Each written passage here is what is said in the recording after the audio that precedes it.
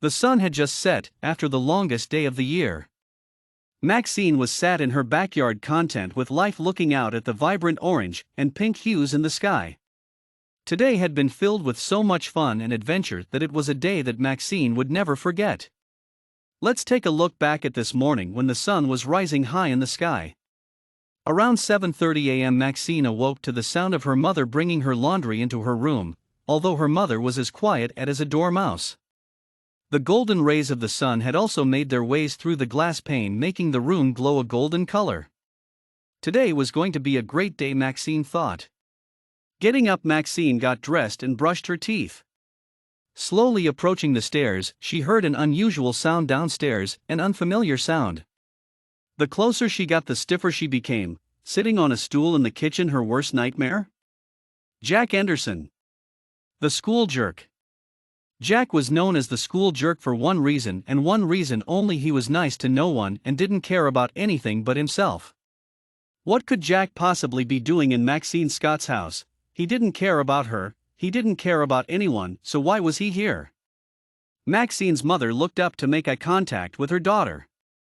"Ah, Maxie, you're here. Jack here is my boss's son, and I need you to watch over him for a couple of hours." "But Moo." Maxine tried to protest. "No, Maxine, I am your mother, you do as I say, besides it's just this once," her mother scolded. Maxine wondered why a 16-year-old boy needed watching over, but she didn't ask her mom anything else as she already seemed mad enough without Maxine complaining. Maxine's mother rushed upstairs, leaving her and Jack together in the kitchen. One glance, Jack and Maxine's hands started becoming clammy, and the air became thick with tension. Maxine couldn't be in the same room with a person such as Jack, never mind be with him all day. What Maxine had never told anyone before, not even her mother who she tells everything to, is that she knows her mother is dating someone. Her father left a long time ago and Maxine is happy her mother has found a new guy. She just wishes she had told her. Maxine snaps back into reality when she realizes her mother is stood in front of her. After her mother leaves, Maxine starts to cook breakfast when the front door slams. Maxine cranes her neck to the seat that Jack was once sat in. Turning off the breakfast, Maxine dashes out the door quickly to catch up with Jack. By the time she catches up with him, he's with his mates in the skate park. To Maxine, this was a strange sight, seeing the boy who couldn't stand anyone in school surrounded by people and actually looking happy. Maxine tried to shout Jack, but no words would come out. Wham! Someone had lost control of their skateboard and gone straight into Maxine. Thousands of pairs of eyes suddenly watched the two lay helpless on the floor. This strange feeling come over Jack and that Maxine needed help. Without a second thought, he ran over to Maxine and helped her off the ground. He looked at her in surprise before noticing the large graze on his shoulder. Maxine was in close proximity of Jack. This has never happened before. Only 2 centimeters stood between them. She looked him in the eyes and could see the hatred disappear. In this moment he only cared for her, and she only cared for him. A stinging sensation drove Maxine back to reality when Maxine realized they were still stood in the skate park. Her arm was grazed from top to bottom after the fall. Tears sprung to her eyes as the pain was unbearable.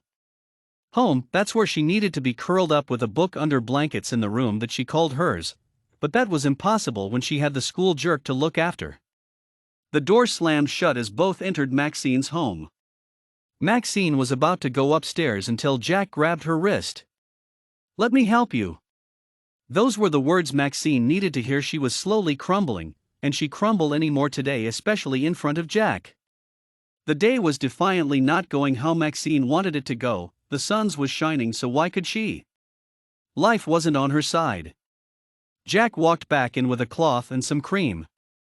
He looked at Maxine and said, "I know you don't like me, I get it, not many people like me, but I need you to listen to me because this is going to hurt a lot." Maxine blushed with embarrassment. It wasn't true, she didn't completely hate Jack, she just disliked him because she thought he hated her. After she had her arm creamed up and cleaned, the two went to get an ice cream together, as they both agreed they needed talk. They both went and sat in a booth talking about anything and everything. The last day had brought them together tremendously. They were the closest that a pair of friends could be. Hours were spent together. The one day turned into many. Many days turned to many years, but there was a secret that was bubbling under the surface. After spending so much time together, Maxine and Jack were invited to go out for an evening meal with Maxine's mother. Maxine was delighted that her and Jack could for a meal together with her mother. It was lovely to see her mother create a relationship with someone she now deeply admired. Leaving the house together, the trio shortly arrived at the restaurant, to be led to a table with 4 chairs instead of 3.